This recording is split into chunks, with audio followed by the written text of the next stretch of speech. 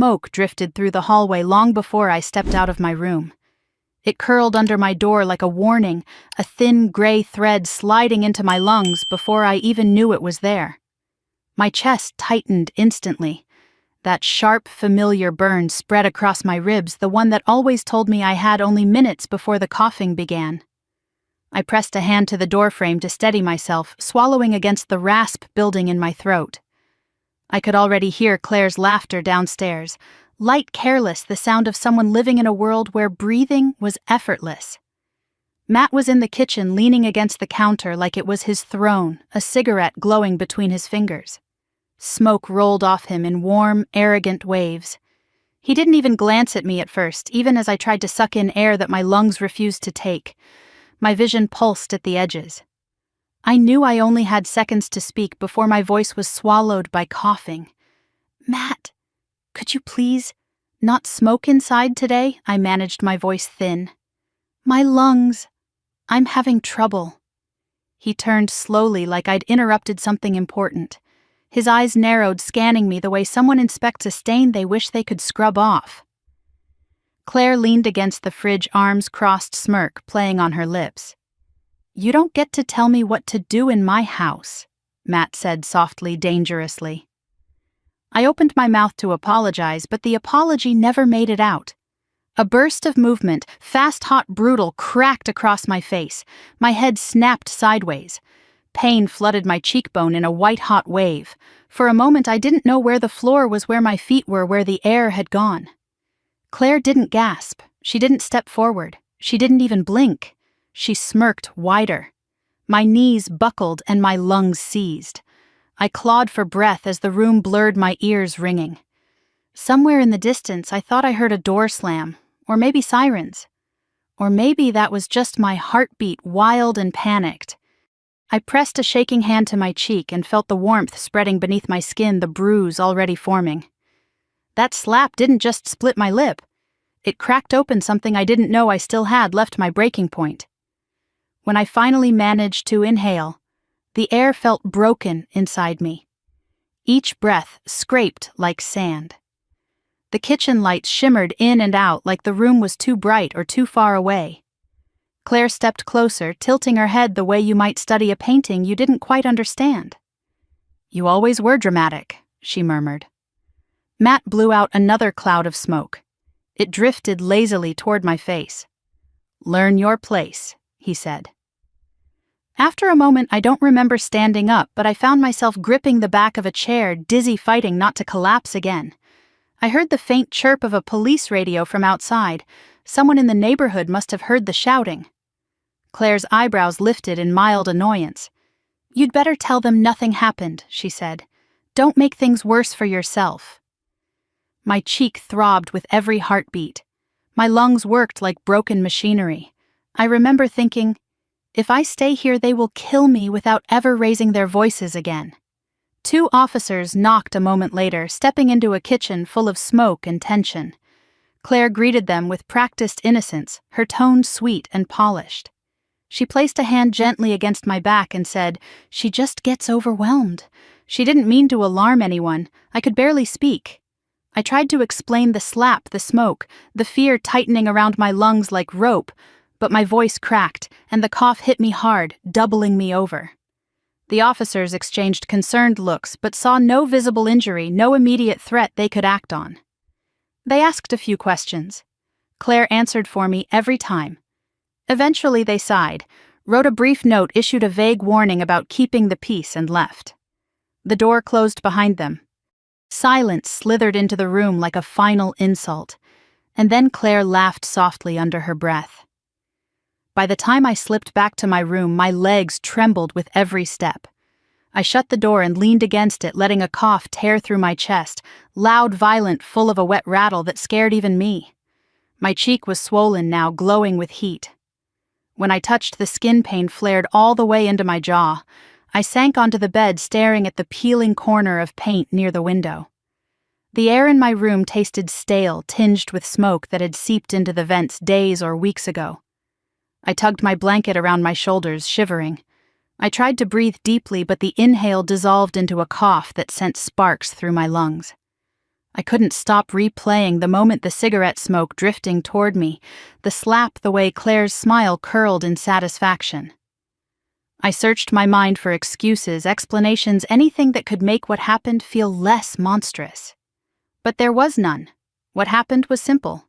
My sister watched her husband hit me, and she enjoyed it. Morning came with no apology, no concern. Just Claire standing in my doorway holding a sheet of paper like it was a court summons. Here, she said, "New house rules." Her voice was flat, as if last night had been nothing more than a mild inconvenience. I blinked at her, still sitting on my bed, holding my aching cheek. "You can't keep disrupting the flow of the household," she said. "We all need to coexist peacefully. That means you follow the rules." I forced myself upright, feeling dizziness spin around me. "What rules?" I asked quietly. Claire stepped inside and handed me the paper.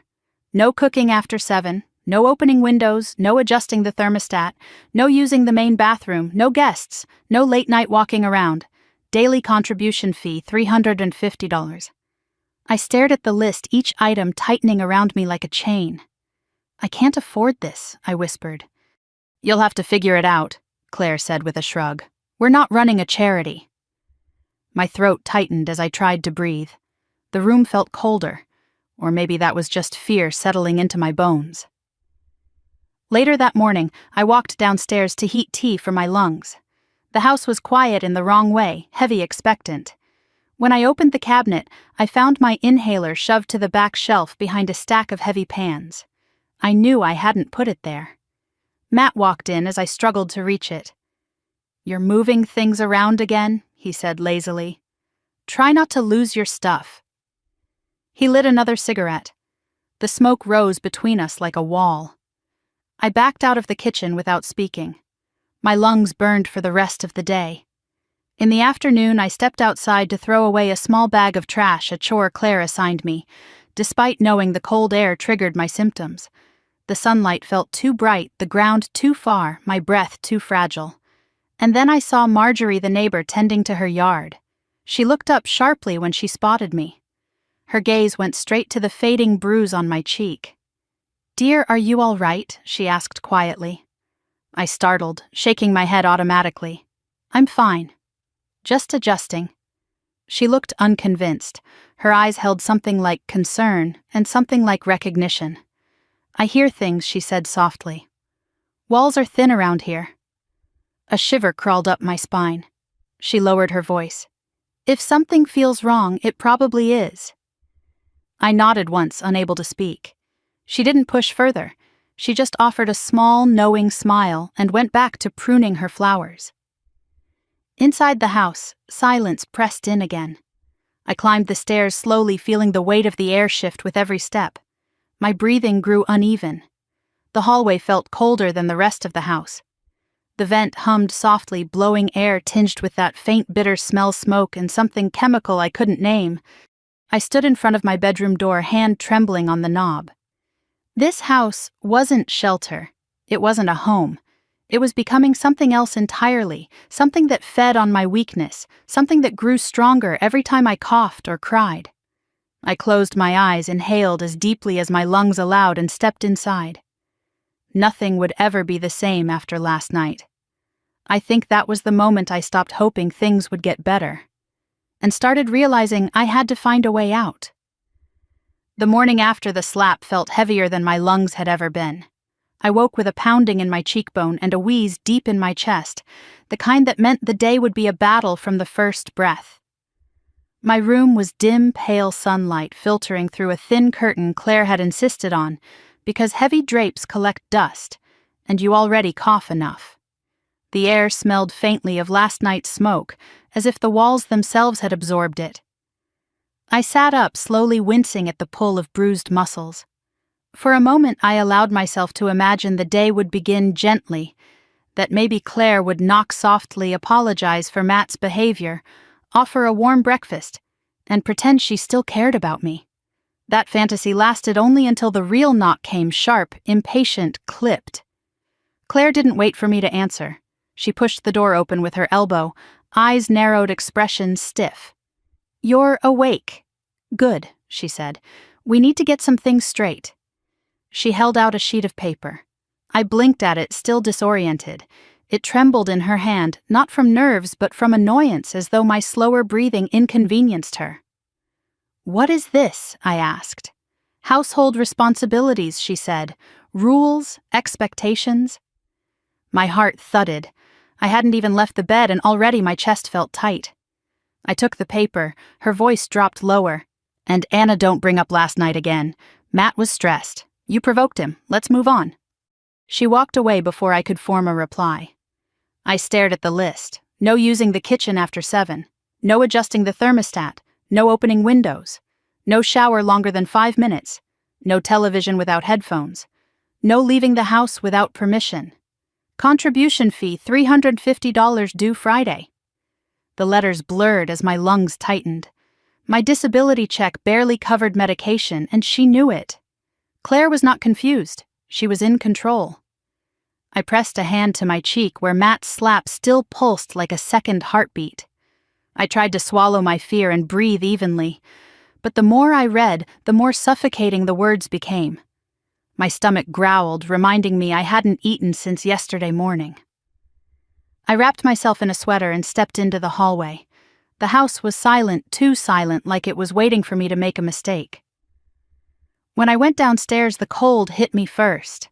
Claire had lowered the thermostat so much that the hardwood floor felt like ice beneath my feet.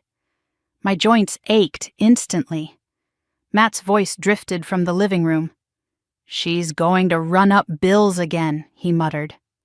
Claire replied in a hushed tone, Good. She needs to understand she can't freeload. I swallowed and moved as quietly as I could. Every step felt like trespassing. When I reached the kitchen, I noticed my inhaler missing from the counter where I'd left it. After searching all the cabinets, I finally found it shoved behind a stack of pans I couldn't reach without climbing onto a chair. I stood on my toes, stretching my fingers toward the plastic tube. Matt entered just then. Digging for treasure, he asked, smirking. I needed my inhaler, I whispered. You should keep track of it then, he said. This house isn't your personal storage. He lit a cigarette without breaking eye contact and exhaled slowly. The smoke drifted over his shoulder toward me. I stepped back, tapping my chest lightly. He watched my struggle with an almost curious expression before turning away, leaving the cigarette burning in the ashtray. I made tea weak the way Claire insisted and retreated upstairs. I sipped it slowly, letting the warm steam soothe my throat. But the peace lasted only minutes. When I headed back down to wash the mug, a new object caught my eye. A small round camera mounted on the hallway wall pointed directly at the staircase, and more importantly, my bedroom door. I froze. Claire's voice floated behind me. Isn't it great? Now we have proof of everything that happens in this hallway. No one can accuse us of anything. My skin prickled. I didn't accuse. That's not the point, Claire said, brushing past me. This is for everyone's safety. But the lens stared at me like an unblinking eye. It wasn't there to protect me. It was there to monitor me. I returned to my room with a knot forming in my stomach. I needed fresh air, but when I opened the window, Claire appeared instantly as if summoned. What are you doing? She demanded. I just needed some fresh air, I said. It's February, she snapped. You're wasting heat. Shut it. I hesitated, and she reached past me and slammed the window. The gust of movement stirred dust into the air, making me cough. You need to be more considerate, she said coldly. Matt and I work hard to maintain this house. Don't make us regret our generosity. Generosity. The word felt poisonous. That afternoon, Claire handed me a white envelope with my name on it. Inside was the invoice for the household fee. $350, due in 4 days.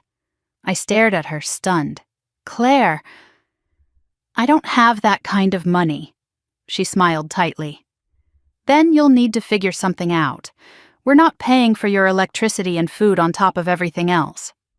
It's not fair, I whispered, hating myself for how weak my voice sounded. Life isn't fair, Anna, she said, shrugging. You of all people should know that. Later, while taking out the trash, another new chore, I saw Marjorie again. Her eyes landed immediately on the bruise. "Is that from a fall?" she asked. I shook my head before I could stop myself. "No, it's nothing." Her expression softened with concern. She lowered her voice. "Walls are thin," she said again, "and I've heard things." My breathing hitched. She continued before I could answer. "If you ever need help, just knock, or leave a note in my mailbox. You're not as alone as you think." I nodded, blinking rapidly to keep tears back. When I stepped back into the house, the warmth of Marjorie's words clung to me until the cold air swallowed it. The moment I climbed the stairs, I felt the pressure of eyes on me. The camera's red light blinked steadily, tracking my movements. I noticed something new. The vent above it puffed out a faint smoky draft, even though no one was smoking. The smell seeped into my room like a whisper. A threat. A reminder. I shut the door behind me and leaned against it. My breathing grew shallow as I stared at the list of house rules pinned to my wall. My fingers shook. Not from cold this time, but from anger rising like heat under my skin. I picked up the paper, tracing each line. No window, no thermostat, no movement after 7, no voice, no air, no dignity. My lungs tightened again this time, not from smoke or cold, but from the realization sinking into my bones. They weren't trying to help me, they weren't trying to support me, they were trying to control me. Every rule tightened their grip, every violated boundary dimmed my existence. Every breath I took felt like permission I had to earn. That night, I lay awake listening to the house groan in the dark. Pipes shifted, vents hummed, the camera clicked faintly as it adjusted its lens. Every sound reminded me this place didn't want me here. Or worse, it wanted me here for the wrong reasons. My lungs wheezed as I pulled my blanket tighter and stared at the ceiling. The bruise on my cheek throbbed softly, echoing the reminder of Matt's hand and Claire's smirk. I whispered into the darkness more to myself than anyone else. I have to find a way out, before this house swallows me whole. The words drifted into the cold air and dissolved, but the resolve behind them stayed. For the first time since moving in, the fear did not smother me.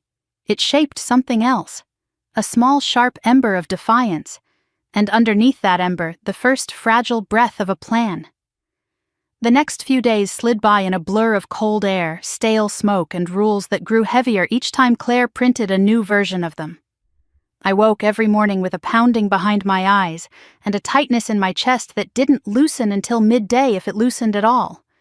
My inhaler sat like a lifeline on my nightstand, but even it felt weaker now, as if each puff had to fight harder to keep me upright. One morning I reached for my sweater to guard against the cold seeping into the upstairs hallway. The thermostat read 58 degrees again. Claire insisted it was a necessary cutback to manage bills, but the rest of the house stayed warm. Only my room sat barely heated. The cold settled into my bones like a punishment meant to look like frugality. I opened the door, slowly pausing, when I noticed the faint smell of cigarette smoke drifting through the hallway vent. It wasn't strong, just enough to sting the back of my throat. Matt wasn't awake yet. Claire's feet never touched the floor before 8.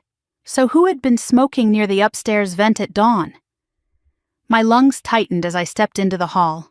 The camera blinked its little red light at me, watching, recording, measuring the seconds it took me to walk down the stairs. I kept my eyes forward, moving carefully, pretending not to notice the hum of the vent or the prickling fear gathering under my skin. The kitchen was empty except for the remains of last night's smoke hanging low, trapped by the closed windows Claire refused to open. When I reached for a glass to pour some water, I found the cabinet rearranged again. My inhaler wasn't in the spot I'd put it. My tea was pushed to the back. Everything felt touched, moved, sifted through.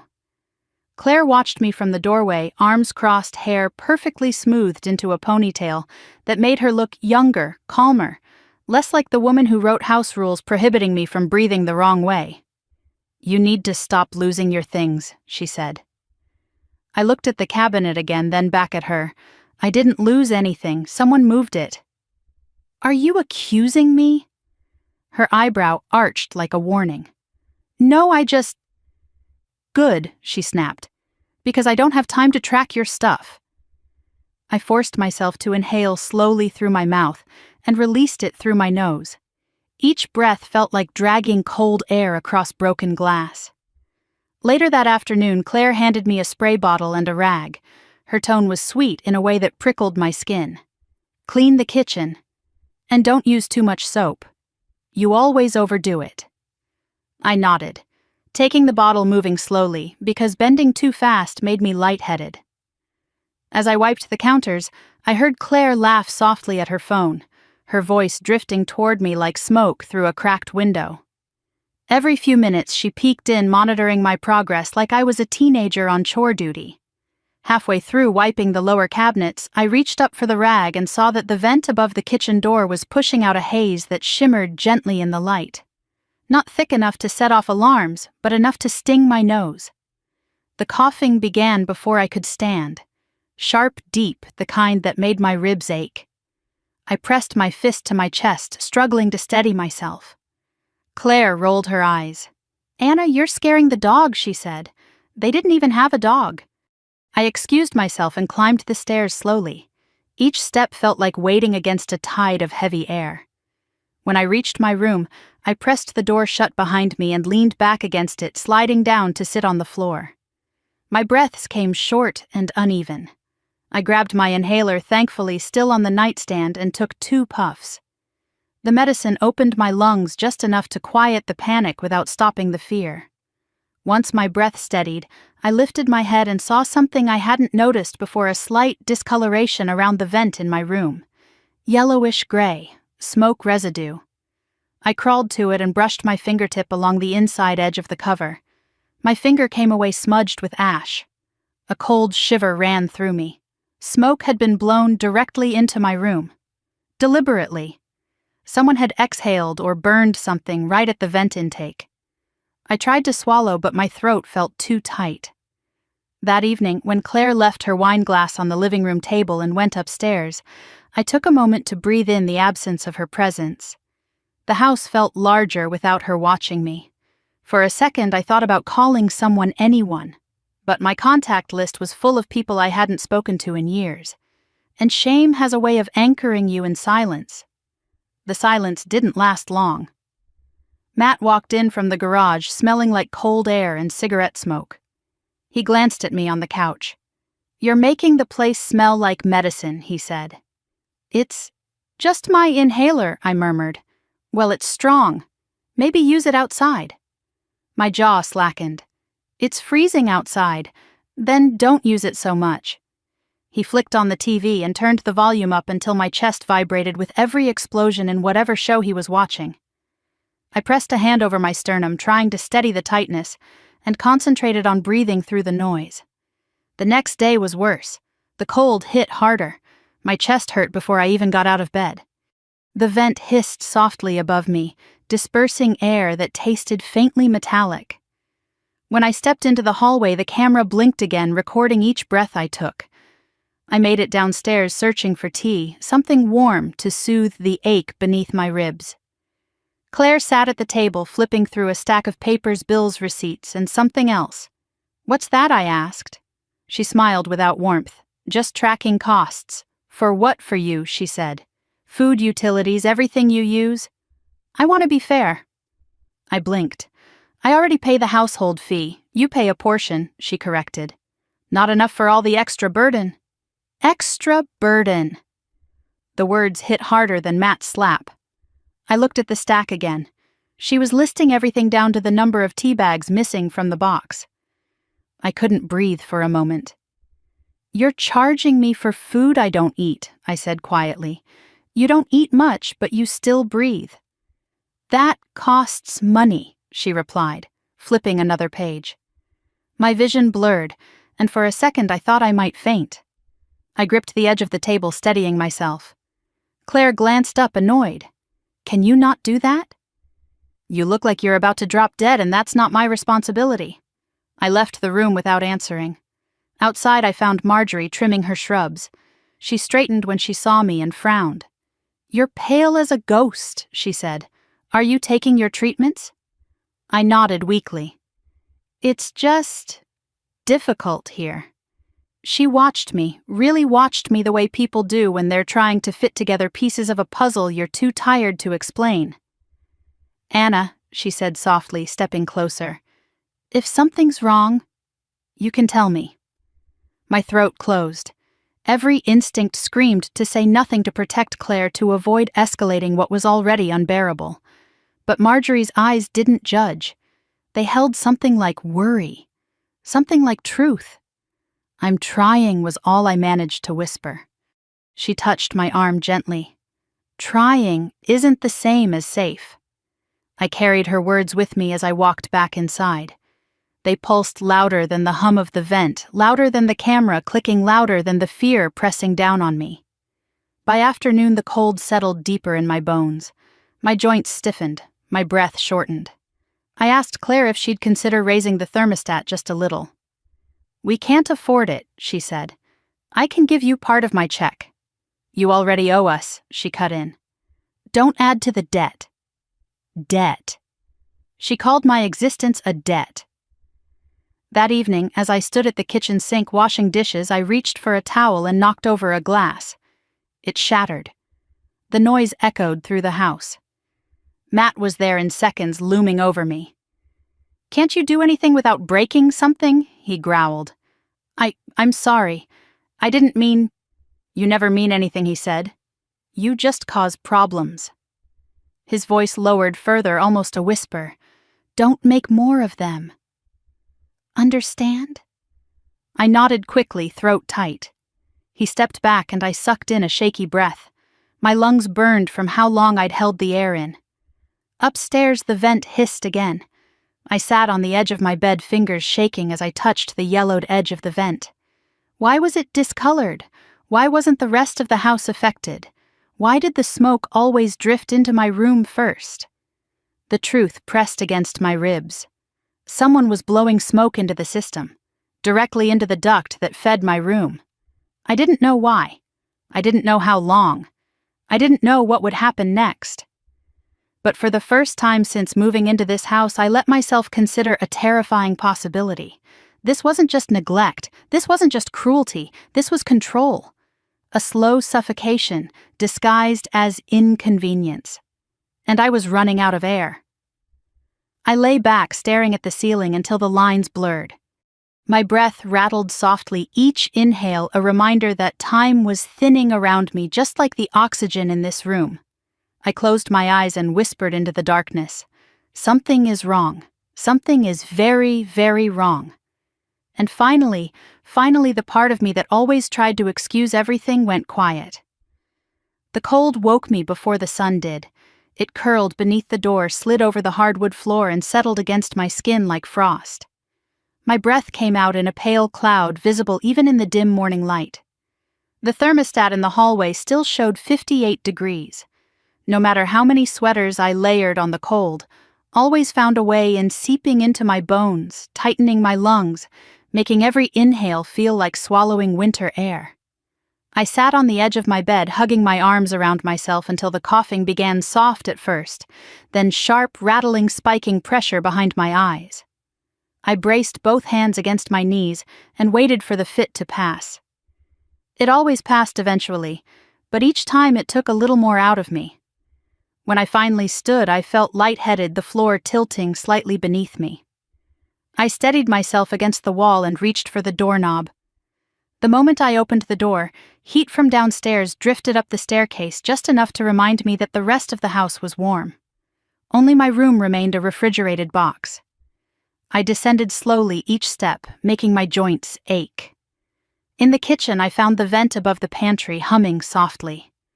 That faint scent of cigarette smoke curled from it again, not overpowering, just enough to sting the back of my throat. I pressed my lips together, forcing myself not to cough. Claire was already awake, standing by the counter in her pristine yoga pants, scrolling through her phone. She didn't look up. "I thought you were still asleep," she said casually. My voice cracked. "It's too cold upstairs." "It's fine," she said without glancing at me. "It keeps the energy bill down." "For my room only." She paused for half a second, barely noticeable, before responding. "The upstairs vents are old, you know that. but I'd lived in enough places to know the difference between old and adjusted. The heat wasn't broken. It was deliberate. I poured water into a mug for tea, trying to steady my trembling hands, when Claire suddenly looked up. "You left the window unlocked yesterday. I cracked it open for air," I said. "I closed it." "You didn't lock it," she snapped. "Anyone could have broken in." "The house has a camera system. That doesn't matter," she said, cutting me off. "If you're going to be here, you need to be responsible." Her tone sliced through me sharper than the cold did. I nodded and took my tea upstairs. Claire followed. She stood in my doorway without knocking again. Her eyes scanned my room as if taking inventory. "We need to go over a few more updates," she said. "For the house rules." I clenched my jaw, trying not to flinch. "You've been using too much hot water. Your showers need to be shorter." I inhaled slowly. "They're already short." "Then make them shorter." She stepped further into the room and picked up my medication bottles, reading labels like she had authority over them. "And this nebulizer is loud. You should do treatments when Matt and I aren't home." "My breathing." "Nobody is saying you can't breathe," she said, voice flat. "Just be considerate." She placed the bottles back without aligning them the way they were before she touched them. The disordered row made the room feel tilted. When she finally walked away, I sat on the bed and pressed both hands against my face until the urge to scream dissolved into a quiet exhale. I tried to distract myself by cleaning. Cleaning made me feel useful, needed, maybe even welcome. But when I finished making the bed and turned toward the door, Claire stood there again. I didn't hear her approach. "You fold your sheets wrong," she said. I froze. "I've been making beds for decades, Claire." She smiled thinly. "Not like this." She walked away, leaving me with the sheets half smoothed, half crumpled, and a feeling inside my chest like my ribs were tightening around my lungs. By late morning, the cold in my room felt sharper than before. I touched the vent above my pillow. It was blowing more aggressively today. The draft carried that same faint bitterness, the residue of someone else's habit drifting through the metal lungs of the house. A shiver ran down my spine. As I stepped outside to retrieve the mail later, I spotted Marjorie from next door. She was watering a row of frost-resistant shrubs, her breath forming small white clouds. When she looked up and saw me, her expression shifted instantly. "You look worse," she said softly. "Is everything all right?" I tried to smile. "Just cold and tired." "You've been coughing more," she observed. "Even last night, I heard it through my window. I opened my mouth to apologize, but she waved a hand. "No need for that. I just want to make sure you're okay." The kindness in her voice made something inside me tremble. "I'm managing," I said. She stepped closer. "If you ever need anything at all, just knock. Or leave a note if she's watching." My throat tightened. "Thank you." Marjorie held my gaze for a long moment before lowering her voice. "Your sister doesn't seem herself lately." I didn't trust my voice enough to respond, so I nodded instead. She squeezed my arm gently before returning to her shrubs. When I re-entered the house, warmth hit me immediately, thick, heavy, concentrated downstairs, nowhere upstairs. I climbed the staircase slowly, aware of the camera following my movement. I could almost feel its gaze pricking the back of my neck. Cold air poured from the vent outside my door. My room felt like a tomb waiting to be sealed. I stepped inside and closed the door behind me. My phone buzzed on the nightstand. A text from Claire: "Do not go outside without telling me first. We have routines here. Don't disrupt them." Routines. As if my existence was a disruption to the rhythm of their lives. My chest tightened again, not from COPD this time, but from anger tightening like a fist around my lungs. I lay back on the bed, staring at the ceiling cracks I hadn't noticed before. Thin lines spreading outward, almost delicate. They looked like fractures, hairline breaks, forming long before the structure gives way. That evening, Claire cooked pasta. The smell drifted through the house, warm and inviting, reminding me of childhood nights when she'd beg me to stir the pot for her because she didn't want to burn her hands. Memories felt dangerous now. They made me hesitate. They made me hope. and hope made me vulnerable. Matt came home smelling of cold air and cigarette smoke. He brushed past me in the hallway without acknowledgement. When he reached the kitchen, he kissed Claire's cheek and murmured something that made her laugh. Her laugh clanged in my ears like a door slamming shut.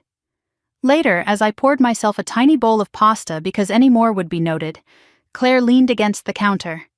"You've been using a lot of electricity," she said.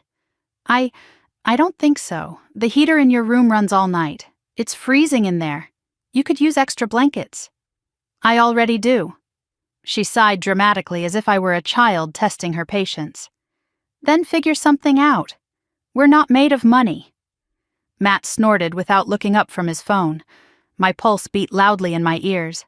The air felt thick again. I finished eating in silence and went upstairs before they could find anything else to scold me for. When I reached my room, the cold slapped me full in the face. It was colder than before. I crossed to the vent and lifted my hand to it. A strong draft blew against my fingers, but it wasn't just cold air, it held the faint, bitter tang of smoke again. My lungs seized before I could turn away. A coughing fit ripped through me, dragging me to my knees. I grabbed the nightstand for support and knocked my inhaler to the floor. My vision blurred as I reached for it. As I tried to breathe, I heard footsteps outside my door. Claire's voice drifted into the room as casual as ever. "You really need to stop overreacting to everything she said. It's exhausting," I gasped for breath, unable to answer. After a moment, her footsteps retreated. I stayed on the floor until the cough subsided, until I could breathe without tasting blood at the back of my throat. The house had grown quieter by then. Too quiet. I crawled toward the vent and touched it again. More residue smeared onto my fingertips. Someone had been manipulating the airflow. Someone had been pushing smoke through the system. My lungs heaved once more. This wasn't accidental. This wasn't neglect. This was targeted, controlled, deliberate. That night, as I lay beneath my blankets, shivering in a room cold enough to numb my fingers, something inside me shifted. I stopped asking myself why they treated me this way. Instead, I asked how far they planned to go, and how long I could survive it. When the house finally went quiet, I whispered my first unfiltered truth into the darkness. This house wants me gone. But the more terrifying thought followed right after, and they know it. I woke before dawn with the unsettling certainty that if I didn't act soon, something irreversible would happen to me in this house. My lungs were tighter than they had ever been, each inhale a negotiation, each exhale a prayer. The cold in my room felt more deliberate than accidental, like hands pressing against my chest from the inside. I sat up, slowly reaching for my notebook on the nightstand. The pages held only a few scribbles, so far dates fragments, moments I didn't want to forget even when I wished I could. Last night's smear of ash from the vent marked the most recent entry. I stared at the note until the words blurred. Outside the room I heard footsteps, slow, drawn out, careful. Someone paused right outside my door. I froze, holding my breath. A shadow moved under the doorframe, then lingered before finally fading down the hall. Whoever it was had been listening. I clutched the notebook to my chest and whispered to myself, "I can't survive this alone." The thought wasn't dramatic. It was factual. My lungs were losing the war. The house was suffocating me. Claire and Matt were squeezing tighter each day. If I didn't send a signal now, I wouldn't make it to whatever tomorrow meant to them. I grabbed my phone and pulled the blanket over my head, creating a small pocket of warmth where my breath didn't sting so sharply. I typed slowly, searching for anything that could help. Vulnerable adult rights, COPD abuse household, legal help for at-risk adults. Most of the results felt too big, too far, too theoretical. I scrolled until a small line of text caught my eye. Local legal aid hotline, free confidential assistance. My pulse quickened. I hesitated. Calling meant stepping out of the fog of denial, the one that kept telling me this was family, this was temporary, this was survivable. But the bruise on my cheek told another story. I pressed the number. A man answered on the first ring. "Legal aid. This is Daniel. My breath hitched. Hi. I'm not sure if this is the right place. His voice softened immediately. Take your time. Are you safe to talk? I looked at the door, imagining the shadow still standing there waiting. I think so, I whispered. What's your name? He asked. Anna. Anna, are you in immediate danger right now? I don't know, I said honestly. But I think something is very wrong. I told him about the smoke in the vents, the slap, the cold room, the missing inhaler, the rules, the camera, the suffocating growing dread. My voice broke twice, and each time he waited patiently. When I finished, Daniel's tone changed not to sympathy, but to a kind of steel-edged clarity. Anna, he said quietly, what you're describing is not just unhealthy, it's abusive, and parts of it are criminal. My chest tightened. I don't want to get my sister in trouble. You need to prioritize staying alive, he said firmly. What's happening to you cannot continue. A tear slipped down my cheek before I could stop it. Hearing someone say the words I'd been choking on made everything too real. What do? I whispered. First, he said, you document everything. Photos, audio timestamps, receipts. Anything unusual, save it. Second, do not confront them. Let them believe nothing has changed. Third, call me if anything escalates.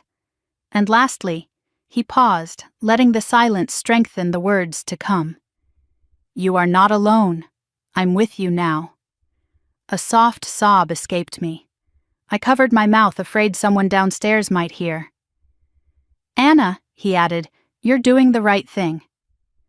After the call, I hid the notebook inside the lining of an old winter coat folded in the back of my closet. Then I tucked my phone under my mattress, not far enough to lose access, but far enough that Claire wouldn't find it if she barged in again. And she did. Later that morning, she entered my room without knocking again, making my shoulders tense instantly. You're up early, she observed, eyes scanning every corner like she was taking mental inventory. I couldn't sleep, I said. Well, try, she replied sharply.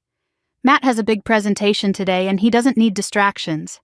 And don't go outside without telling me first. I nodded because nodding was easier than breathing through another interrogation. After she left, I waited a full minute before taking out my phone and testing the audio recorder. I pressed record and whispered into it March 5th. Claire came into my room without knocking. She said I'm not allowed outside without her permission. Hearing my own voice say it felt foreign, too calm for the storm around me. But Daniel was right.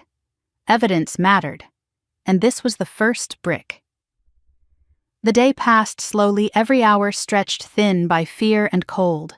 I kept my movements measured so they wouldn't ask questions. I cleaned the counters quietly. I folded laundry silently. Every few minutes I checked that the phone was still hidden in my pocket, recording anything useful. That afternoon, something shifted. I caught Claire looking at me strangely. Her eyes narrowed, head tilted slightly. Not curious, suspicious. She approached slowly. Why are you carrying your phone around so much?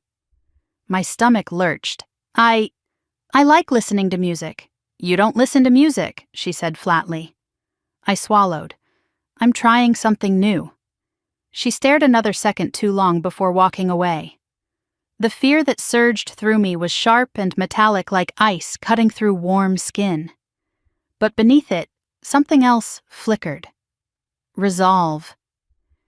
That evening, when Claire was occupied in the kitchen, I stepped out to the backyard under the pretense of checking if the trash bins needed rolling in. The icy air hit my lungs and pushed a few coughing fits forward, but I forced myself through them. I needed to speak to Marjorie.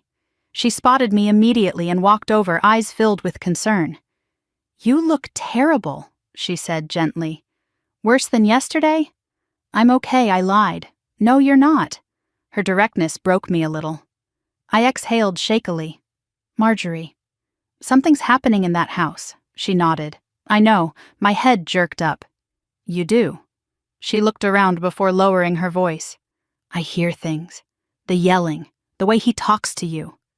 And that coughing. Good God, dear, I hear it through the walls. You sound like you're drowning. Tears pricked my eyes. I don't know what to do. Marjorie touched my arm. Start writing everything down. Everything. Don't rely on your memory when you're scared. I already am, I whispered. Good. Keep going. And Anna. Yes. If they try to make you feel crazy, remember you're not. Her words followed me back into the house like a shield of warmth I wasn't sure I deserved. Night fell thick and heavy. Claire and Matt retreated upstairs early, leaving the downstairs in a quiet gloom. I crept out of my room to check the hallway vent again. A faint haze curled out smoke so thin it might have been imagined if not for the acrid sting it sent through my nostrils. I pressed record on my phone. Footsteps approached fast. Matt appeared at the end of the hallway, filling the narrow space with his height and presence. He stared at me for a long moment, lips curving into something between irritation and amusement. Why are you always wandering around at night? He asked. I'm just getting water. You don't need to do that, he said, stepping forward until he was too close, too solid. Stay in your room. It's better for everyone. My knees trembled. I didn't mean to cause trouble. You never do, he murmured. But you always do. He tapped the camera near the staircase with 2 fingers, the gesture slow and taunting. Just remember, he said quietly, we see everything. He walked away before I could breathe properly again. I closed my door and pressed my back to it, sliding down until I was sitting on the floor. My heart pounded. My lungs struggled to find a rhythm. But the phone in my pocket was still recording. His threat was captured. And for the first time since moving into this house, fear didn't shut me down. It sharpened me. I whispered into the dark, into the small pool of air that was still mine. You don't know that I'm watching you back. Outside, the vents hummed. Smoke drifted. The camera blinked. But something had changed. I had taken my first step out of silent suffering. And there was no going back. I woke with a strange kind of determination humming beneath my ribs, something that didn't come from strength, but from desperation that had finally learned how to stand. My lungs still burned from the night before. The cold still pooled in my room like a fog that refused to lift. But something inside me felt steadier. Maybe Daniel's voice lingered there, maybe Marjorie's concern, maybe the quiet defiance that had taken root under my skin. Evidence, Daniel had said. Evidence is survival. I sat up slowly, reaching for my phone hidden beneath the blanket. My fingers trembled as I opened the recorder app. I whispered the date and the time, then set the phone aside. Next, I took the tiny recorder Daniel had mailed me, packed discreetly in a padded envelope, addressed only to my initials, and read the instructions twice before I dared place it behind the decorative plant in the hallway. The leaves draped over it perfectly. Anyone glancing by would never know a small red light blinked beneath them. As I straightened the plant, I heard Claire humming downstairs, an eerily bright tune that made my stomach twist. She only hummed when she was satisfied or preparing to scold someone. I couldn't tell which it would be today. I crept down the stairs, slowly letting the recorder capture every footstep and every murmur. When I reached the kitchen doorway, I steadied my breathing and listened. Claire spoke quietly to herself as she wiped the counter. She's been too calm lately, she muttered. Maybe she's finally learning. My skin prickled. If only she knew what that calmness meant. I stepped into the kitchen. Claire looked up, her eyes widening a fraction, surprised I'd appeared without coughing first. She recovered quickly and offered a tight smile. You're up early again, she said. I couldn't sleep. Then rest more. She walked past me, brushing my shoulder with a deliberate coldness. Matt and I don't need you wandering the house all hours. It's unsettling. I nodded, though I knew she didn't care about my agreement. In the afternoon, with Claire busy reorganizing cabinets for no reason beyond asserting control, I slipped into the corner of the hallway near the recorder. Her voice drifted through clearly. I swear if she uses that machine again while Matt is home, he's going to lose it. She laughed. I pressed my tongue to the roof of my mouth to keep from making a sound. Matt returned that evening, just as the sun dipped behind the rooftops. I heard his heavy steps and stiff movements before he even entered the kitchen. He smelled like cold air and stale smoke. He was irritated his version of tired, which meant danger. As he passed me in the hallway, he paused. "You're using too much electricity," he said. "I haven't the machine. It runs all night." "It has to," I murmured. "Well," he said, stepping closer, "maybe you should sleep less." The recorder caught everything. After dinner, if 2 spoonfuls of pasta could be called dinner, I climbed the stairs and slipped into my room. I turned on the phone to review the hallway recording just long enough to hear Claire's earlier whisper, "If she slips up again, don't help her. Let it play out." A chill ran down my spine. Let it play out. A phrase that sounded less like frustration and more like intent. I backed up the audio onto the USB Marjorie had given me, the one disguised as a cheap souvenir keychain. I'd tucked it into the inner pocket of my coat earlier, and now I hid it even deeper, sliding it into the seam beneath the lining. If Claire searched the coat, she'd never find it. The next morning brought another discovery. As I vacuumed the upstairs hallway loudly enough that no one would wonder why I was moving slowly or touching the vent, I noticed Claire's office door slightly ajar. She normally kept it locked, but luck or carelessness had left it open by an inch. My pulse quickened. I slipped inside. Papers lay scattered across her desk, bills, sticky notes, a list titled "Projected Monthly Income," and a printed form from the state's caregiver stipend program. My name was written neatly at the top next to the classification "Vulnerable Adult High Dependency." The application date was 2 weeks before I'd moved in. A cold weight settled in my stomach. They hadn't taken me in out of kindness. They'd brought me here expecting profit. I swallowed hard and snapped a quick photo, then another. My hands shook, my breath trembled. Footsteps sounded on the stairs. I rushed out, pressing the vacuum switch just before Claire appeared in the doorway. "What are you doing?" she asked sharply. "Just cleaning," I said, keeping my face lowered so she wouldn't see how pale I had gone. She stared at me for a moment too long before walking away. I didn't move until her footsteps faded downstairs. That night when I told Marjorie I needed to talk, she met me in the shadowed corner of her yard. Her breath puffed into the cold air and she looked both worried and determined. "You're getting worse," she said. "I can hear it." "Claire and Matt," I began, then faltered. Marjorie stepped closer. "Anna, tell me." I told her about the smoke, the room, the slap, the cold, the rules, the hidden documents. Not everything, but enough. Enough to see her expression change, sympathy melting into anger. She reached into her jacket pocket and handed me a bag of grocery staples, throat lozenges, the tea she'd noticed I favored, a small box of cough drops. "You hide that," she said. "Don't let them know I gave you anything." Then she pressed a small USB case into my palm. "In case your phone breaks," she whispered. "In case they break it." My throat tightened. "Why are you helping me?" She held my gaze. "Because I've seen women disappear in homes like this. I'm not letting you be one of them." When I returned to the house, the cold felt sharper, as if the walls had overheard everything. I climbed the stairs and paused, hearing the faintest scraping sound near my door. The vent hissed and pushed out a draft that smelled different tonight. Stronger, dirtier, unmistakably contaminated with smoke.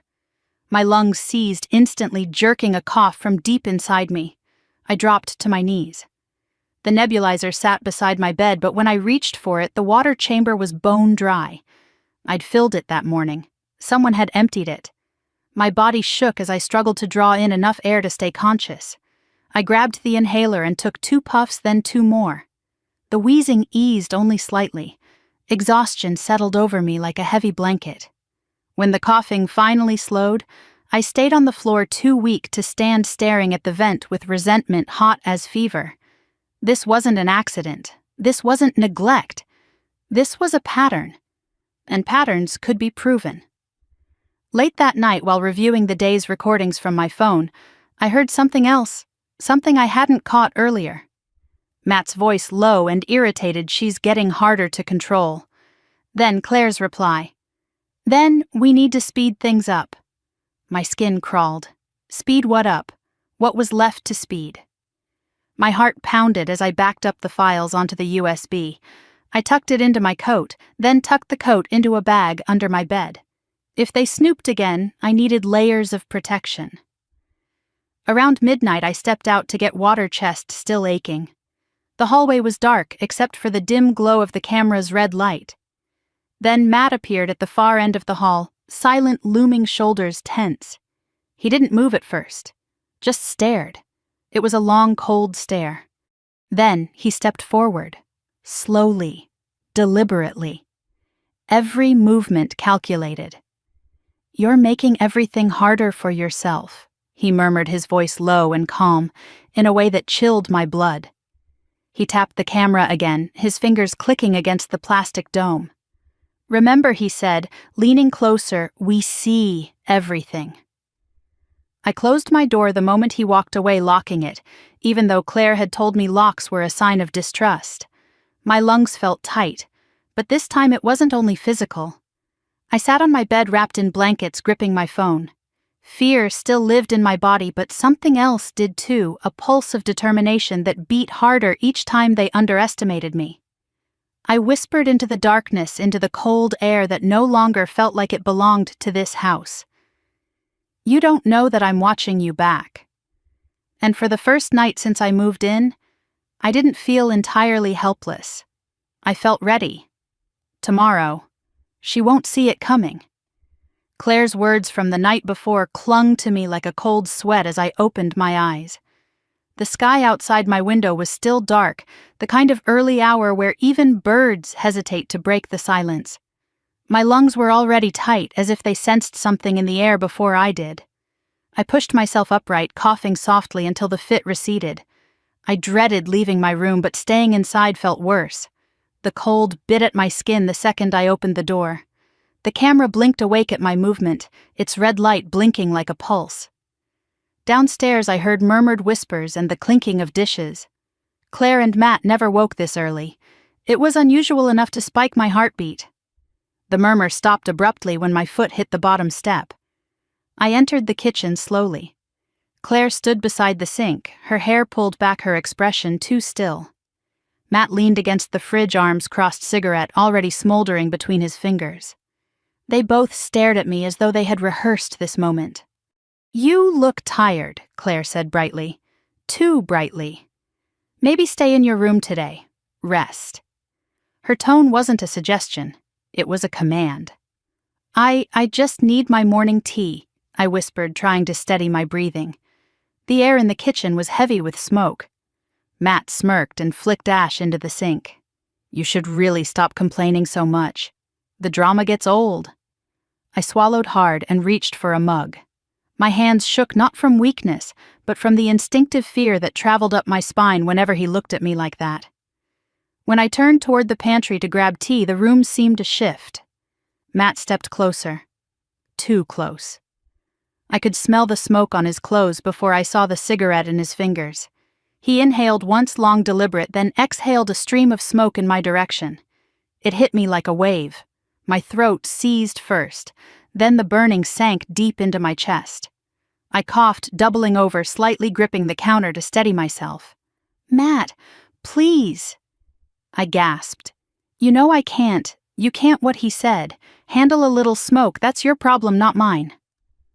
I felt the world tilt.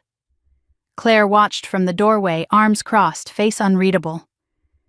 "Matt," I managed, voice cracking between coughs. "Please don't." Smoke in my face. He stepped closer, invading the space between us, until the heat of his breath hit my cheek. "You don't get to tell me what to do in my house," he murmured. He took another drag and exhaled directly at me. My lungs convulsed instantly. Pain shot through my ribs. I grabbed the counter because my knees buckled. Each breath felt smaller than the last. My airway was narrowing too quickly, like a fist squeezing from the inside. "I can't breathe," I wheezed. Claire's lips curled slightly. Not a smile, something colder. "You're always making everything about you," she said. "Just calm down." I stumbled toward my inhaler on the table, but when I reached for it, my fingers hit empty air.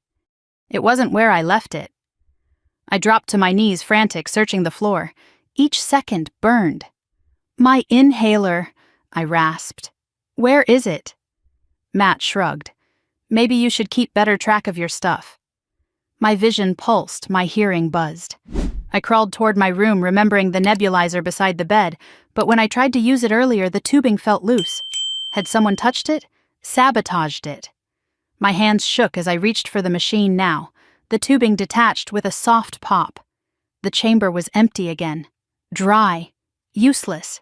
No, I gasped. Claire appeared behind me. You really should be more careful with your equipment. The world darkened around the edges. I felt myself sliding downward, knees hitting the floor. My breath came in thin, high-pitched gasps. My chest spasmed violently. Somewhere behind me, Matt sighed loudly. Maybe call 911, he said lazily. She's being dramatic again. I forced the words out. Phone, my phone. Claire looked at me with a tilt of her head like my suffering bored her. You don't need your phone. Just breathe. I can't, I wheezed. Claire stepped aside and walked away. Matt tossed something toward me. My inhaler. It clattered against the floor and slid under the dresser. My vision blurred. I crawled toward it, blind, desperate. My lungs screamed for air, but my body refused to comply. I couldn't get a full inhale. Each one was a tiny, strangled breath that made my ribs shake. Just as my fingers brushed the edge of the inhaler, I collapsed forward. Panic surged through me, sharp, cold total. Air. I needed air. I fumbled for my phone fingers, trembling violently. Somehow, through the fog in my head, I managed to swipe and hit 911. A thin whisper escaped me. Help! Can't breathe! The dispatcher's voice crackled. Stay with me. Help is coming. Can you tell me what happened? Smoke, can't breathe. COPD. My voice dissolved into a violent coughing fit. Claire shouted from the hallway. Hang up. You're making things worse. I clutched the phone tighter, pressing it to my ear. The dispatcher's voice steadied me. Don't hang up. Help is on the way. The front door burst open moments later. Paramedics rushed in, their voices sharp and urgent. She's cyanotic, get oxygen on her now. Check the airway. Move her carefully. Don't jostle her chest. Hands lifted me gently. A mask covered my face. Cold oxygen flooded my lungs, shocking them awake. I coughed hard, but air finally filled the spaces that had been starved. My vision sharpened slowly. One paramedic glanced at the inhaler lying half-hidden under the dresser. Why was this all the way under here? He asked. Matt replied instantly, she drops things. The paramedic didn't look convinced. Another paramedic lifted the nebulizer and frowned. It's empty, and the tubing isn't attached. Did she use this recently? Claire's voice rose. She panics. She's always doing things wrong. The paramedics exchanged glances, serious ones, cautious ones. They weren't buying the excuses. The police arrived next. This time, they didn't treat it as a simple misunderstanding. One officer knelt beside me as I tried to breathe steadily through the oxygen mask. Ma'am, he asked gently, are you safe in this home? I shook my head weakly. No, I whispered. I'm not. Matt scoffed behind him. She's exaggerating, sir. The officer snapped, step back. As they lifted me onto the stretcher, Claire followed closely, demanding answers, insisting the paramedics were overreacting. You don't understand her condition, she said sharply. She gets overly dramatic, but the paramedic closest to me cut her off. She's in respiratory distress. This isn't drama. They wheeled me toward the ambulance, and for the first time in weeks, I felt the air begin to lighten, not because my lungs were healed, but because someone finally believed me. From the stretcher, I saw Claire's face shift from frustration to fear. Real fear. Matt's jaw tightened, his hands clenched at his sides. For the first time, I wasn't the only one gasping.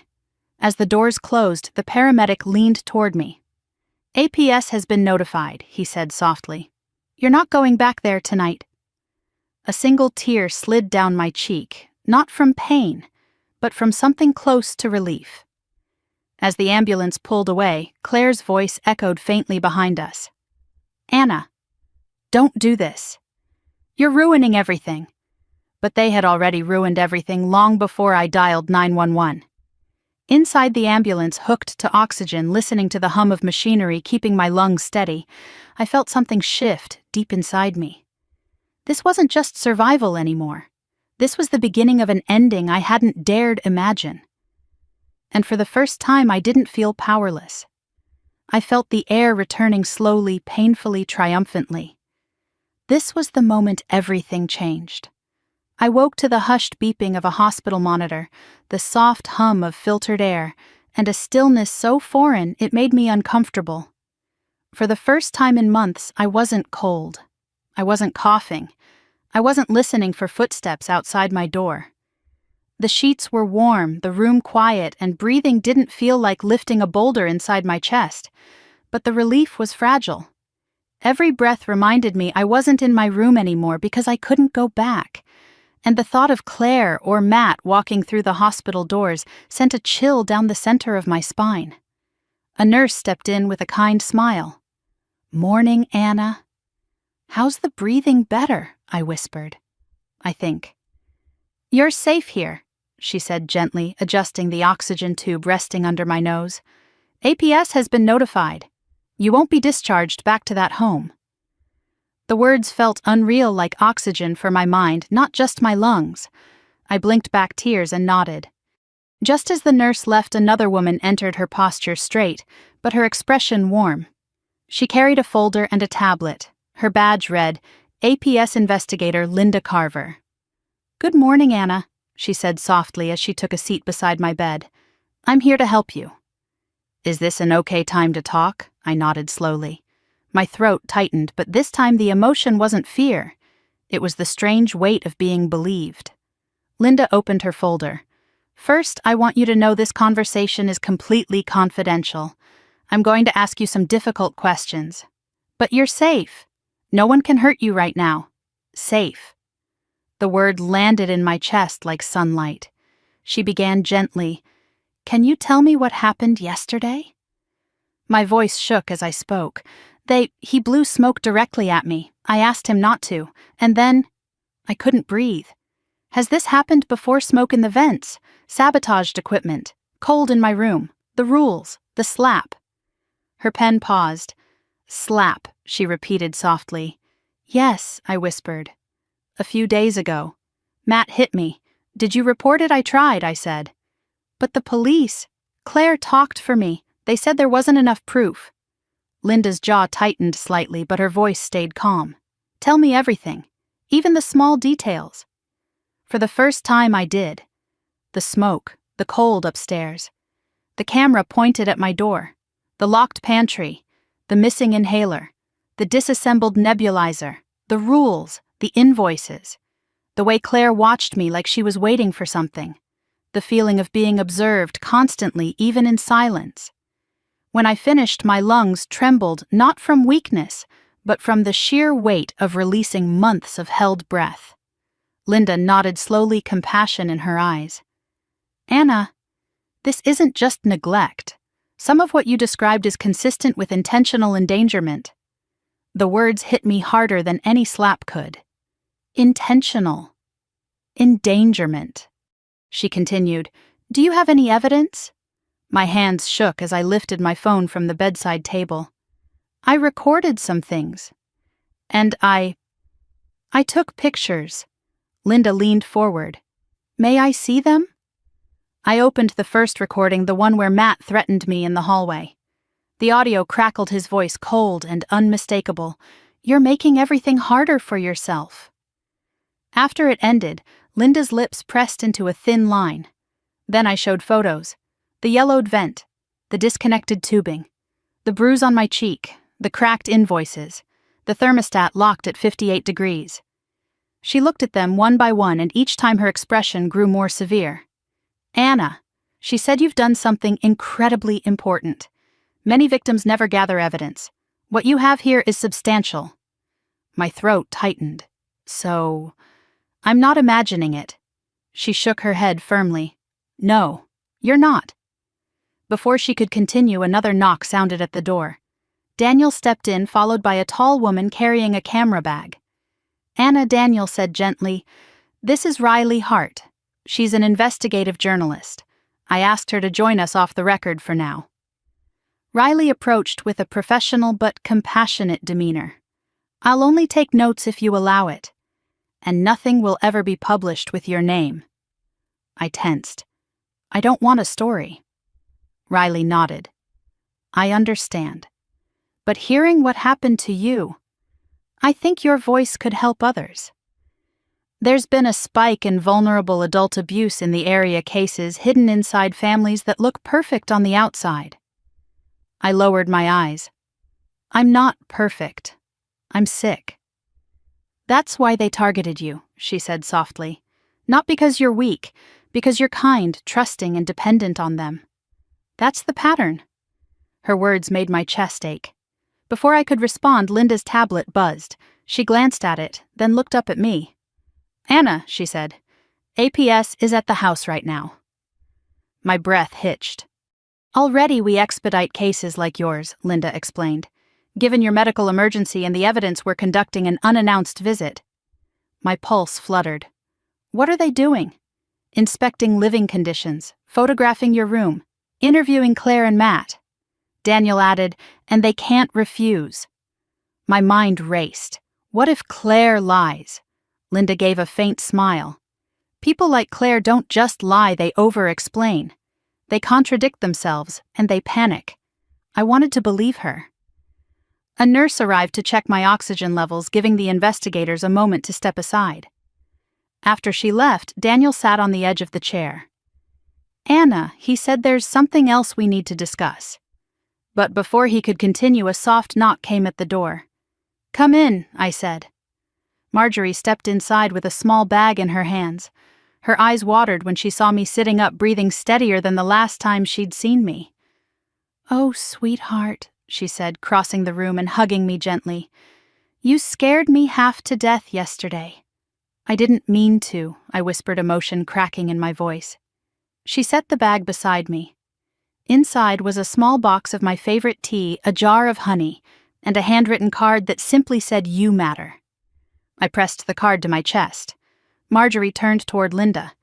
"I'm willing to give a statement. I've been hearing things for weeks." I recorded something too when Matt screamed at her. Linda's posture shifted with approval. "Your statement will help us tremendously." Marjorie nodded. "She's been coughing every night. You can hear it through the walls. And the way they talk to her? No human being deserves that." Riley exchanged a meaningful glance with Daniel. Another witness. Another piece of truth. Linda's tablet buzzed again. She glanced at it and her expression sharpened. "APS inspectors just reported something significant," she said. "They collected air samples from your vent, Anna. The smoke concentration in your room was 4 times higher than anywhere else in the house." I felt my stomach lurch. So it was intentional. "There's no innocent explanation," Linda said. Daniel added, "And we're not done yet." A few minutes later, Linda received a new update. Her face changed entirely. "Anna," she said slowly, "APS found something else on Claire's computer." My breath stalled.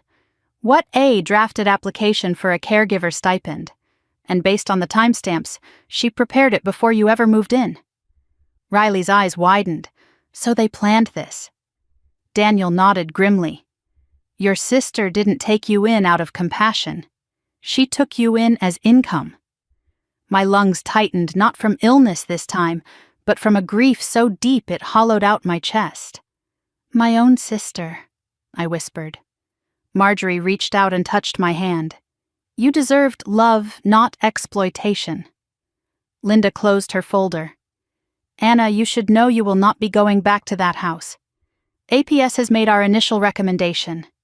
"What is it," I breathed, "that you be permanently removed from the residence," she said, "for your safety, effective immediately." I stared at her, stunned. Permanently removed. No returning. No obligations to them. No more cold air. No more smoke. No more fear. The concept of freedom felt too big to hold. Later that evening, after Daniel left to prepare documents and Linda went to finalize housing arrangements, I lay back in the hospital bed and closed my eyes. The oxygen flowed gently, keeping my breath steady. For the first time in months, I wasn't waiting for footsteps outside my door, or listening for the hiss of a vent, or fearing the hand that might strike me. Instead, for the first time, the air felt like it belonged to me. And tomorrow I wouldn't be going back to that house of smoke. Tomorrow I would begin to breathe again. The next 48 hours unfolded like a storm, quiet at first, then violent, then strangely calm in the aftermath. I remained in the hospital under observation, hooked to oxygen and pulse monitors, while APS and the police worked in the background. I didn't see any of it, but I felt every tremor through the updates Linda brought to my bedside. On the third morning, Linda entered my room with a folder so thick it looked painful to carry. She set it on the table, took a breath, and said, "Anna, things escalated at the house." I gripped the blanket. "What happened?" "They confronted your sister and her husband. It didn't go well." My heart fluttered. Did they deny everything?" Linda gave a humorless smile. "Not at first. Claire tried to act shocked, claimed she had always cared for you. Then Matt got defensive. Too defensive. He said APS was blowing things out of proportion." "That sounds like him," I whispered. "He also yelled," Linda added. "A lot, in front of officers." I closed my eyes. I could picture it perfectly, Matt looming over them, veins tight in his neck, barking at anyone who challenged him. Claire melting into a performance of innocence with a trembling hand pressed to her chest. Linda continued, "It got worse. They tried to stop us from entering your room. Claimed they had a right to privacy." "You got in anyway?" I asked. "We had legal grounds," she said, "and once we opened the door, it was obvious." She slid a photo across the table, a glossy print of my room, cold, bare, impersonal vent, rusted temperature reading 58 degrees. I looked away quickly, but more photos followed. The disassembled nebulizer, the cold vent, the inverted lock on the outside of the door, the missing medication bottles that I hadn't realized were gone. My chest tightened. They were locking me in," Linda nodded. "It appears so. And the smoke concentration was highest at the vent leading directly into your room. A professional inspector confirmed the duct was tampered with." My stomach dropped. Tampered. "Someone manipulated the airflow to redirect smoke," she said softly. "Not enough to kill you quickly, but enough to degrade your health over time." The room swayed for a moment. I gripped the rails of the bed to steady myself. "They wanted the stipend," I whispered. "They wanted me sick enough to justify it." Linda placed a hand on mine. "Anna, you survived a situation that many don't walk away from." A soft knock sounded on the door. Daniel stepped in, his expression grim but focused. He carried his own stack of paperwork. "I have updates," he said, sitting on the edge of the chair. "And consequences." I held my breath. He continued. "Based on APS's findings, the police filed a warrant to search the rest of the house. They found financial documents, drafts of emails, text messages, and something else." What I breathed. "A notebook," he said, "where Claire kept track of your habits. When you woke up, when you showered, when you used electricity, when you complained." She wrote that word a lot. My pulse fluttered. She kept notes. "On me, yes," Daniel said, "and on how much she believed she could claim in caregiver benefits once the stipend was approved." It felt like my ribs were crushing inward. Linda added gently, "She included estimates for projected decline." My breath caught. Projected decline. As if my sickness was a budget line. Neither of them spoke. They didn't have to. A wave of nausea rolled through me. I pressed a hand to my mouth. "They planned all of this," I whispered, "before I ever moved in." "Yes," Daniel said softly. "You weren't a burden to them, Anna. You were a revenue stream." I don't know how long I cried quietly, uncontrollably, grief pouring out of me like a slow hemorrhage. Not grief for myself, but for the sister I had once believed existed. That sister had died long before I arrived at her doorstep. When my breathing steadied, Daniel spoke again. There's more. I braced myself. Matt was caught yelling at an APS worker, threatening, actually. The police were called back. They detained him overnight. A strange sensation washed over me, fear and relief blending into one trembling exhale. And Claire, I asked. She's cooperating now, Linda replied. But she's angry, very angry, mostly at you. I closed my eyes. That didn't surprise me either. She claims you betrayed her, that you chose outsiders over family. Daniel snorted. Family doesn't poison family, poison. The word hit too close to the truth. Linda leaned forward. There's another development. A neighbor submitted doorbell camera footage of the morning you collapsed. My breath stalled. What did it show? You stumbling outside before crawling back in, she said, struggling to breathe, looking terrified. That alone will support the case. And there's audio too, Daniel added. From when the paramedics arrived. Matt told them you were hysterical for attention. I lowered my head. Shame tried to rise, but I forced it down. Shame didn't belong to me anymore. Linda flipped to another page. APS's interim recommendation, and this is important, is that you be placed in a safe temporary residence until we complete the full investigation. You will not return to Claire and Matt under any circumstances. A tear slid down my cheek. Where will I go? Daniel smiled gently. We've arranged an emergency placement, a furnished apartment near downtown, quiet building, accessible bathroom, no stairs, medical equipment included. I blinked, stunned. For me, for you, he said. No cost, funded through a state program for vulnerable adults recovering from abuse. My hands trembled. When can I leave the hospital? As early as tomorrow, Linda said. Your new place will be ready by then. My heart picked up speed, not from fear this time, but something else. Something that felt like hope, raw and unfamiliar. Daniel hesitated before speaking again. Anna, there's something I need to ask. Did you ever notice paperwork missing, or anything else out of place? APS found evidence suggesting Claire accessed your personal files? My eyes widened. I had an envelope with my medical records, and some old insurance forms. They vanished weeks ago. I thought I misplaced them. Linda nodded firmly. She didn't want you to know the extent of your protections. Or your rights. The betrayal sank deeper. I whispered she wanted control. She doesn't have it anymore, Daniel said. The conversation paused when the nurse returned to check my vitals. When she left, Linda stood. I'll be back later with the final documentation, she said. Try to rest, Anna. You've endured more than enough. When she left, Daniel turned toward me again. You won, he said quietly. It doesn't feel like winning. He nodded. Justice rarely feels like triumph right away. Sometimes it feels like breathing after almost drowning. His words stayed with me long after he left. Later that afternoon, Linda returned with photos taken during the search. She laid them out on the table. The duct modification, the smoke residue in the pipes, the turned-around lock, the invoice notes, the scribbled budget Claire kept for my care. I looked at each one carefully, not because I wanted to, but because I needed to see the truth.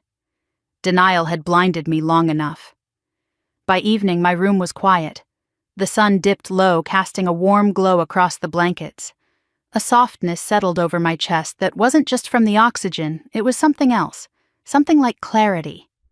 Just when I thought the day was ending, Linda returned one more time, breathless. Anna, she said, a development just came in. My pulse quickened. What is it? She drew in a deep breath. Claire and Matt requested a meeting with us. They want to negotiate. They're panicking. I stared at the wall for a long moment before finally saying, good. Linda blinked at the steel in my voice. I wasn't surprised. I heard it too. This time my voice didn't tremble. This time their fear didn't silence me.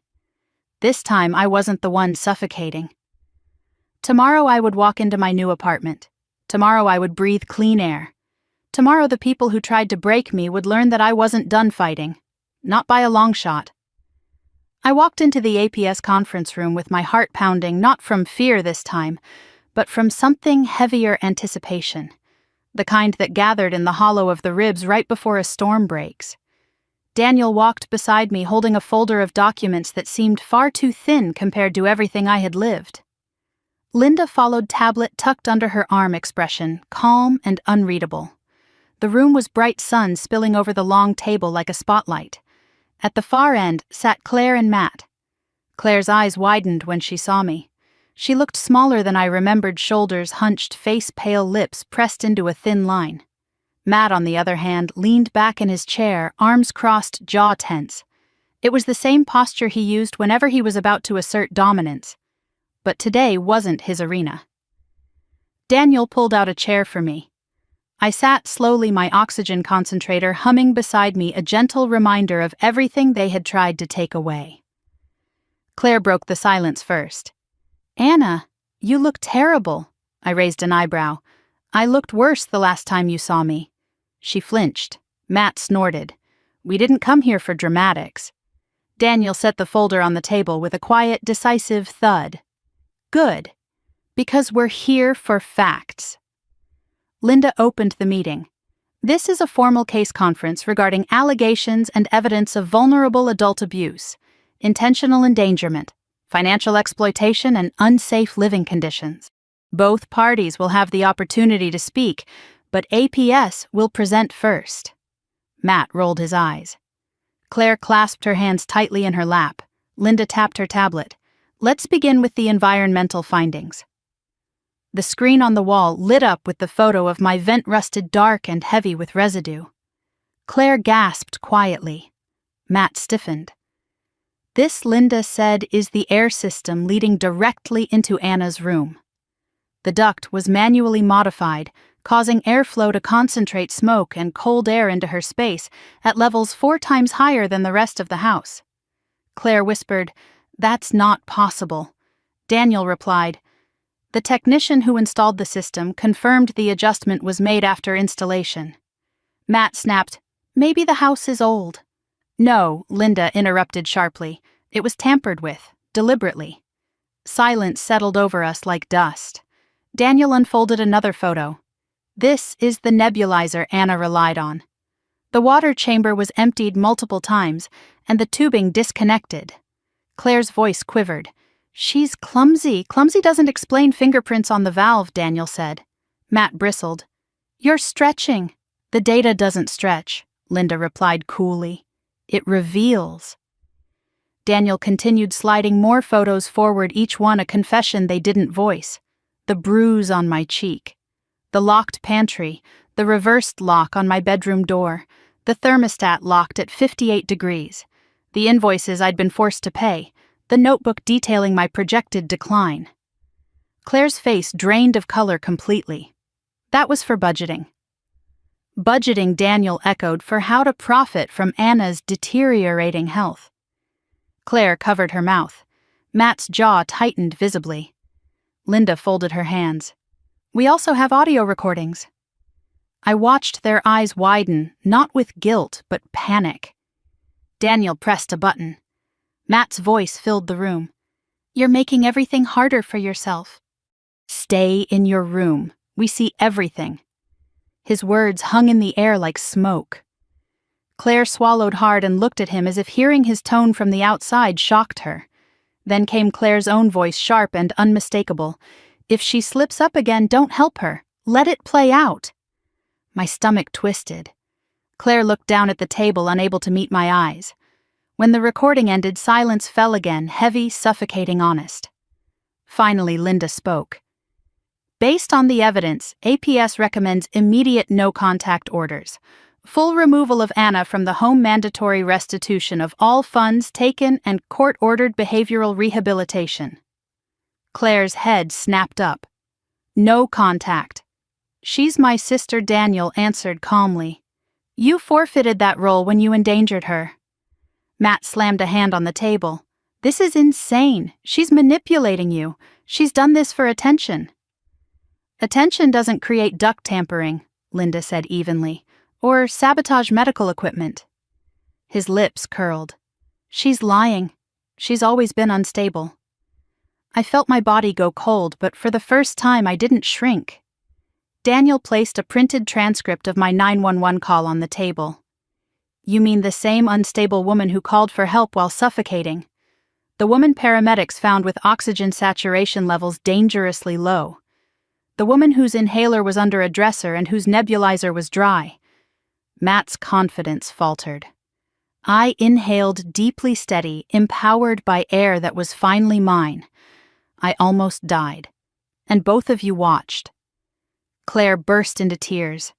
I didn't want you dead, I just needed things to be easier. You were always coughing, always needing something. You wanted the stipend, I said quietly, not me. Her silence was the loudest truth she'd ever spoken. Matt leaned forward, voice sharp. We took you in, we fed you, we gave you a place to stay. And this is how you repay us. Daniel's tone was ice. With survival. Linda tapped her tablet again. Given the severity of the findings, the next step is determining restitution. Claire sniffled. Restitution, Linda recited numbers calmly. All collected funds returned. Compensation for medical negligence, penalties for unsafe living conditions, potential criminal charges pending review. Matt's face flushed with anger. You can't do this to us. Daniel smoothed the edge of his folder. You did this to yourselves. The tension in the room thickened until it felt like a wall. Then Linda said something I wasn't expecting. Anna, would you like to say anything before APS finalizes these recommendations? I wasn't ready. Not really. My throat tightened and my eyes stung. But something inside me insisted now or never. I leaned forward slightly, fingers trembling around the cup of warm air my hands formed on the table. When I came to your house, I began softly. I thought I was coming home. I thought I still had family. Claire began crying harder. But I realized I continued, voice gaining steadiness. Family doesn't lock vents. Family doesn't watch someone struggle to breathe. Family doesn't profit from illness. Matt scoffed. Claire shook her head, mouthing something like, I didn't mean to. I needed help, I whispered, and you gave me rules, cold air, and fear. My lungs tightened, but this time from emotion, not illness. I wasn't a burden. I was a human being. I still am. Claire covered her face. Matt looked away. Linda nodded gently. Thank you, Anna. Daniel closed the folder. We're done here. As we stood, Claire reached out feebly. Anna, please. I stepped back. For the first time, Claire stopped reaching. Matt glared at me, hatred flickering in his eyes. But behind that, just for a moment, something like fear. Fear of consequences, fear of exposure, fear of losing control, fear he had never imagined I would be capable of causing. We left the room. When the door closed behind us, it felt like a chapter of my life sealed itself shut. Walking down the hallway supported by Daniel on one side and Linda on the other, I felt tired, so tired, but lighter. Not healed, not yet, but lighter. As if a weight I'd been carrying in my lungs had finally loosened. Outside the building, cold air brushed my cheeks. Clean air, untainted, nothing like the stale smoke I had lived under for so long. Marjorie stood waiting by the curb, holding a small thermos of tea. Her eyes lit up when she saw me. You did it, she whispered. I didn't know if I had done anything other than survive, but I nodded. Daniel said this was the hardest part. He didn't mean the meeting. He meant facing them, facing the truth, facing the parts of myself that had believed for too long I didn't deserve better. My lungs inflated slowly, gratefully, as if learning how to breathe new air. Tomorrow APS would finalize the orders. Tomorrow Claire and Matt would face accountability. But today, for the first time, I wasn't afraid of them. Today, I began to reclaim my breath. The apartment APS arranged for me didn't look like much at first glance, a small one-bedroom on the second floor of an old brick building near the river. But the moment I stepped inside, oxygen filled my lungs with a kind of ease I hadn't known for months. The air smelled faintly of lavender cleaning spray and fresh paint. No smoke, no cold drafts, no vents humming with deliberate cruelty, and no one watching me. The social worker who drove me from the hospital, a quiet young woman named Jenna, helped me bring in my few belongings. She placed a small welcome basket on the table, tea tissues, a warm blanket folded neatly over the top. "If you need anything," she said gently, "I'm on call 24 hours. You just ring this number." I nodded, fingers brushing the card she handed me. It felt strange to be cared for by strangers, while the people I had trusted with my life had nearly taken it. When Jenna left, the silence was so complete that it felt like a new kind of sound, soft, sacred. I walked to the window and opened it wide.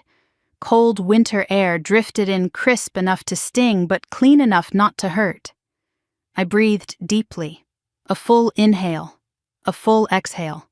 No pain, no stinging in my ribs, no coughing fit waiting behind my lungs.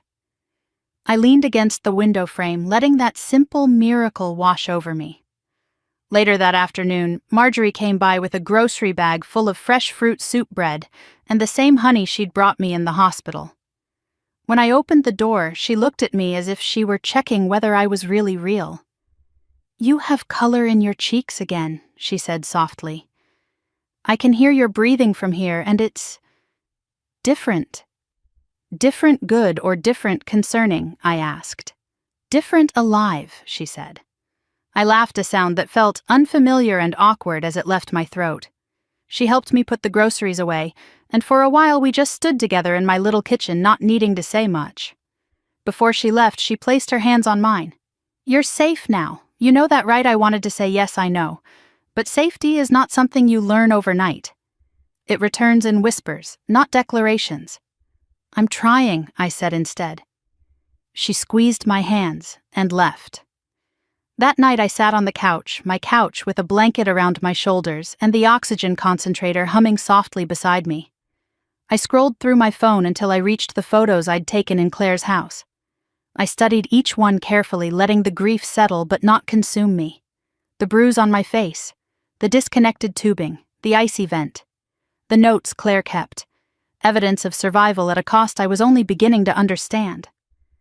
A knock sounded at the door, my heart jumped, instinct kicking in before logic did. But when I peered through the peephole, Daniel stood on the other side holding a folder and a paper bag. I opened the door cautiously. "Delivery," he said with a small smile, holding up the bag. "Soup and bread from my wife. She said to tell you it's her mother's recipe and guaranteed to help anyone who's been through hell." Emotion swelled unexpectedly in my chest. "Please tell her thank you." "I will," he said, stepping inside. "I hope you don't mind me stopping by. I wanted to give you an update." I gestured toward the couch, and he took a seat while I sat in the armchair with the blanket wrapped around me.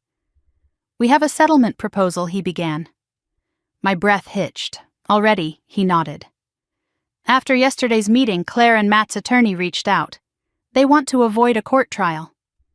"What does that mean for me?" Daniel opened the folder. "It means you have leverage, and you're finally being compensated for what you endured." He listed the terms slowly, each one sinking into my ears with a mixture of relief and disbelief.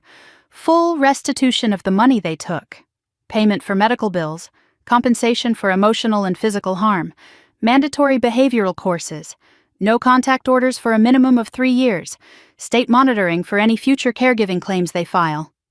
And Daniel added, Claire agreed to sign an affidavit confirming the tampered vents and the sabotage to your medical equipment. I swallowed hard. She admitted it. Yes, he said gently. She didn't want criminal charges. I looked down at my hands, inhaling slowly. She really would have watched me die.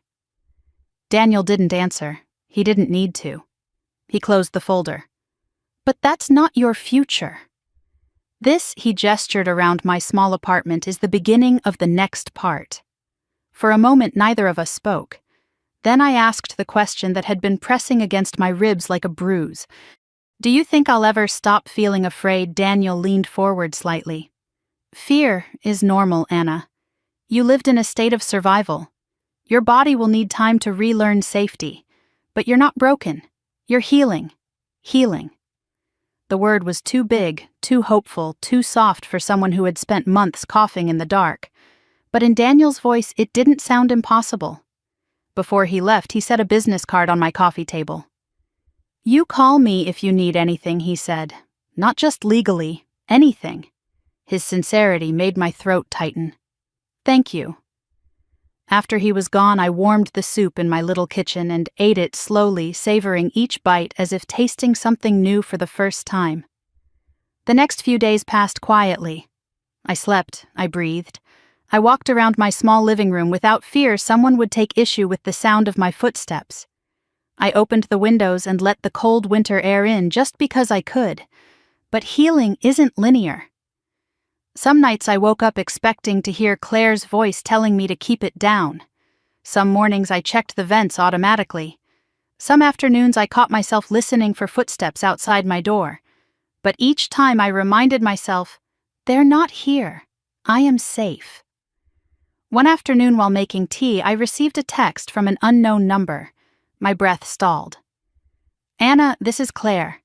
Please don't block me. I just need a minute." My fingers trembled as I read the words. Linda had warned me Claire might try to reach out even with the no-contact order pending. Curiosity gnawed at me. Her next message came, "I'm sorry. I know sorry isn't enough." But I didn't know how to stop once it began. My throat tightened. I stared at the screen for a long moment before locking the phone and placing it face down on the counter. I didn't delete the message, but I didn't reply either. That night, I dreamed about the vent in my room, a silent mouth exhaling smoke. But when I woke up in the morning, sunlight streamed across my blanket like a soft reassurance. I got up, made tea, and breathed deeply. Later that morning, Marjorie visited again. She brought me a small potted plant, the same kind she kept in her own living room. "It cleans the air," she said. "Thought you might like that." I smiled, touched. "Thank you." As she settled into my armchair, she looked around and said, "This place suits you. You look like you belong here." I exhaled slowly. I'm starting to believe that. She leaned forward. "You know, Anna, I think you're stronger than you've ever been." I didn't answer. I just let the words settle inside me like seeds.